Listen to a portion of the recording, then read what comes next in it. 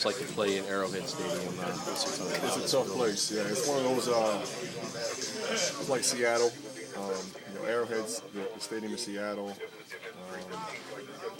I think of some other ones that are like that, but it's one of those places that, from the national anthem on, it's loud, and it's a fun place to play. Though, as a football player, you'd like to. If you're going to be in a hostile environment, you'd rather be all the way hostile, and that place definitely is. Get you more fired up to quiet them down.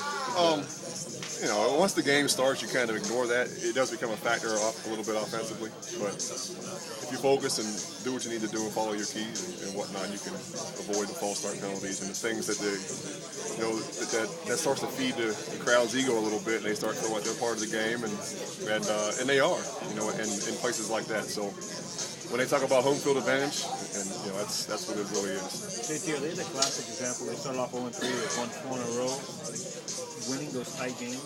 Yeah, they have. You saw them win one on Monday that they probably should not have won, I guess you could say. Rivers fumbles a snap there late in the game to give them a chance, but they finished the game. And it's a thin line between 4 and 3 and where we are right now. We understand that, but we can't get those back now. What do they do best? Accidentally dropped his Best you can come up with for a question? What's the answer? I don't know. I'm searching. Give me a second. They're a good football team. They do everything they need to do to win games. Put it that way. They have a pretty darn good quarterback. Running game is good. They got one of the best receivers in the game.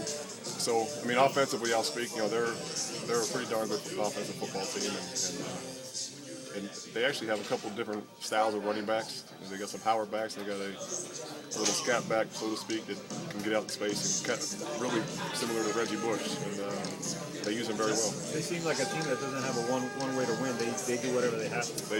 That's what you need to be in this league. Some teams do it all passing, some teams love to do it running, and the Chiefs can mix it up. And it'll be a good test for us.